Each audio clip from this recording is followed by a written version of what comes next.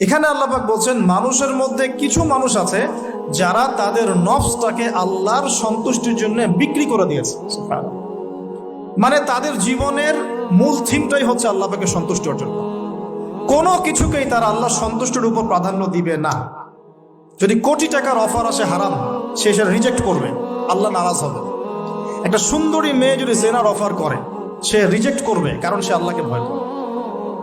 সে আল্লাহ পাকের জমিনের উপরে গায়রুল্লাহ বা কুফফারদের তাগুতদের কোনো লজ ইমপ্লিমেন্ট করতে পারবে না, কারণ সে আল্লাহকে ভয় করে। সে ইকোনমিক লাইফে হালাল হারামের পরোয়া করে চলবে, কারণ সে আল্লাহকে ভয় করে।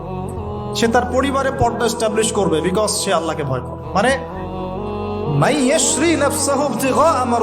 আল্লাহ পাকের সন্তুষ্টির জন্য নিজের নফসটাকে, জান মাল সবকিছুকে বিলিয়ে দিয়েছে।